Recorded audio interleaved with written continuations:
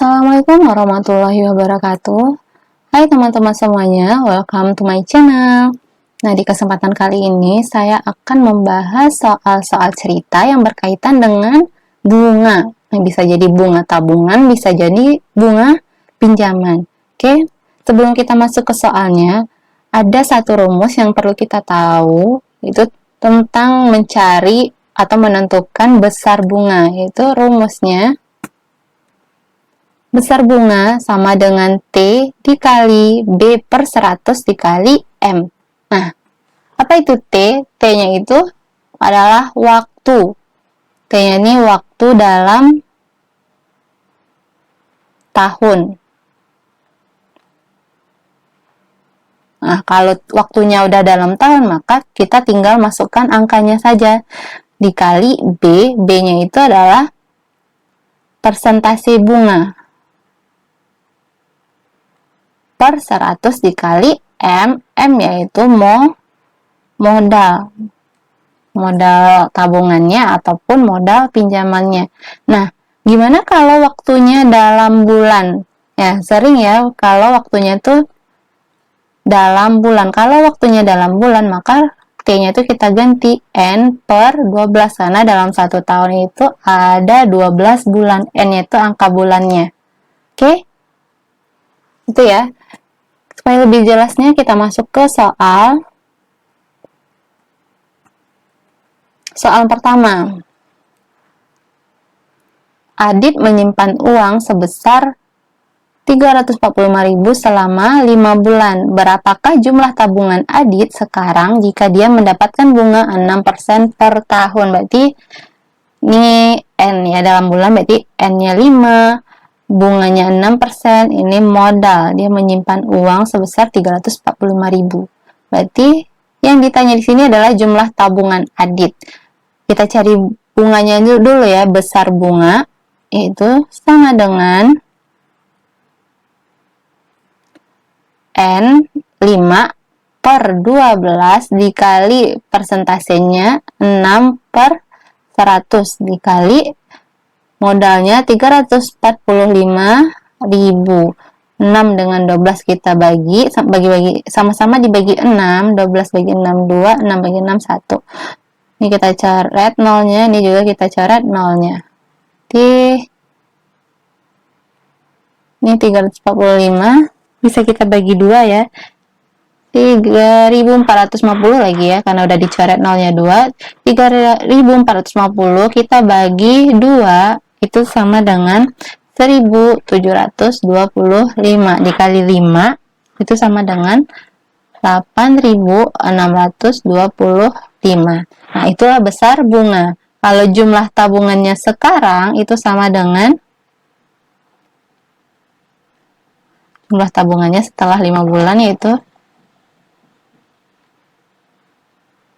sekarang sama dengan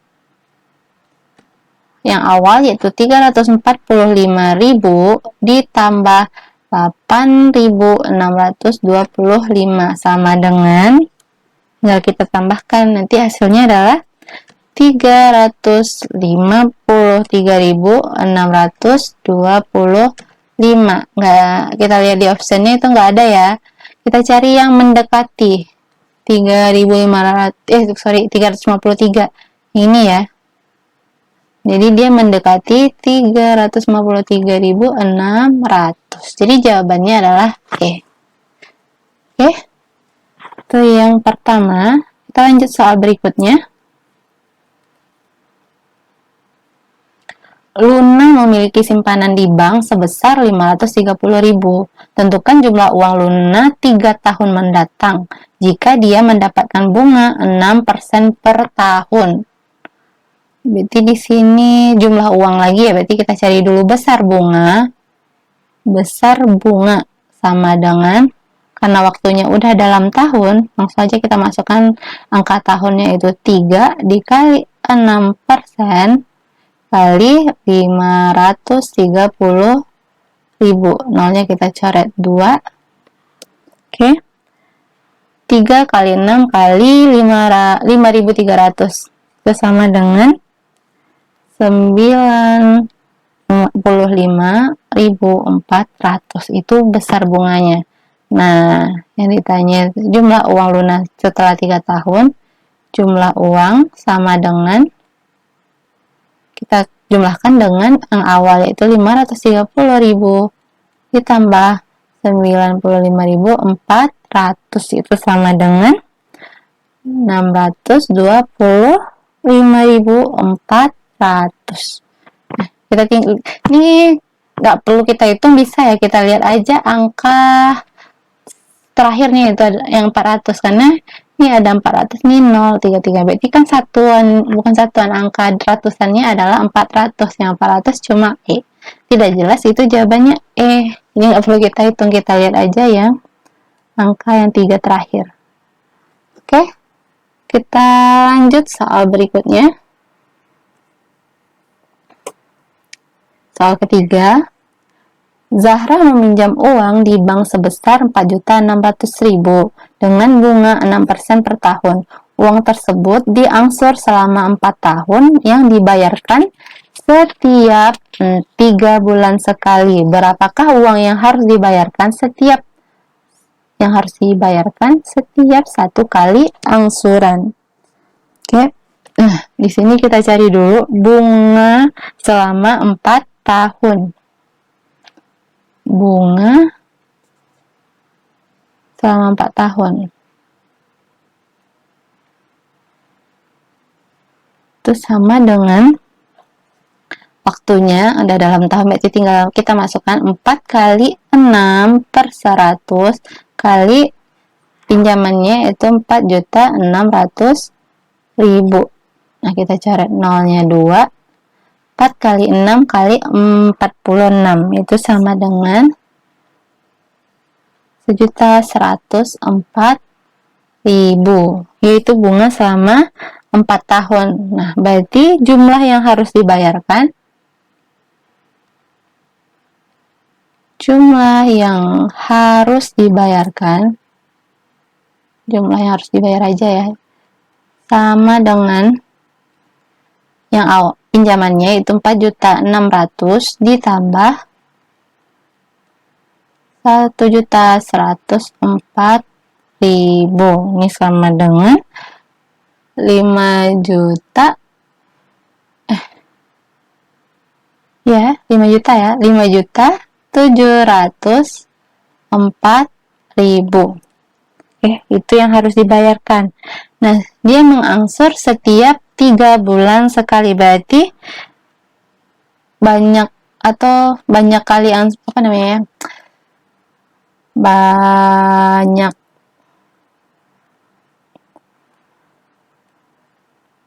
angsuran aja ya. Banyak angsuran sama dengan 4 tahunnya kita bagi dengan, dia mengangsur setiap 3 bulan sekali, berarti dibagi dengan 3 bulan. 4 tahun itu sama dengan 4 dikali 12, 48 bulan dibagi 3 bulan.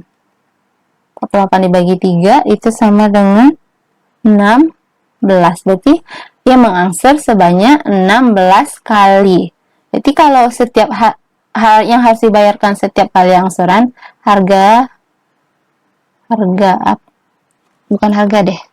jumlah tiap angsuran, jumlah uang tiap angsuran. Tiap angsuran itu sama dengan yang harus dibayar tadi, yaitu 5.704.000 dibagi dengan banyak angsuran yaitu 16. Nah, ini kalau kita bagi ketemu hasilnya 57 dibagi 16 itu 3 ya. 3. Nanti sisanya 16 kali 3 48. 48 nanti sisanya 9. 90 bagi 16 5. Dan sisa 10 tambah 4, nanti pokoknya ketemu hasilnya seperti ini. Pokoknya dibagi aja. Jadi jawabannya adalah 356.500. Jadi jawabannya C. Oke. Kita lanjut soal berikutnya.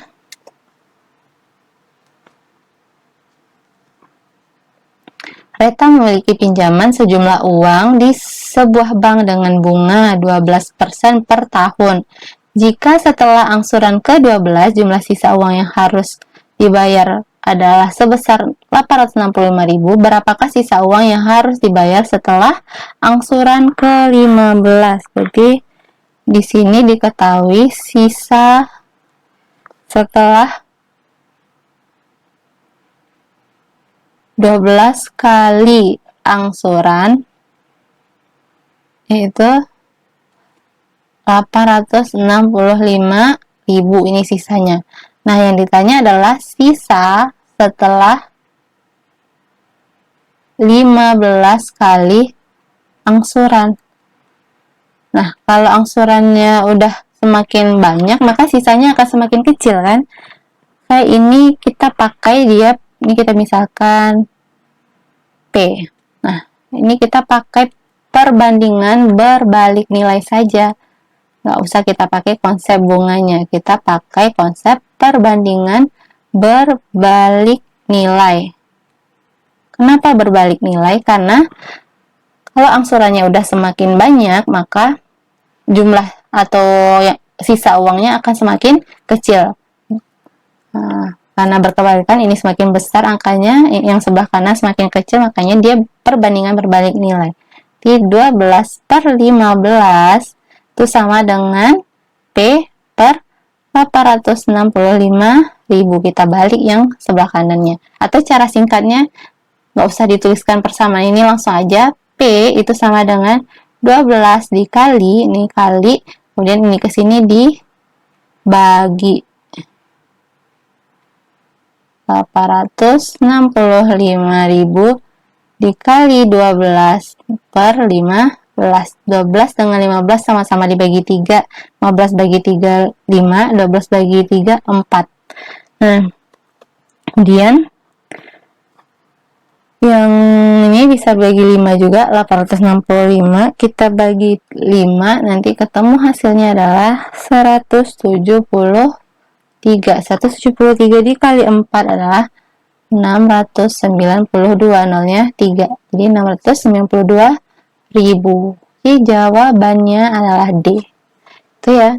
Jadi di sini persentase bunga yang 12% nggak kita pakai, kita cuma pakai perbandingan berbalik nilai. Karena kita nggak mengetahui harga lainnya, harga pinjamannya ataupun harga bunganya. Jadi kita cuma bisa dari yang sudah diketahui, kita bisa pakai perbandingan berbalik nilai. Jadi ini cuma pengecoh ya. Oke, semoga membantu.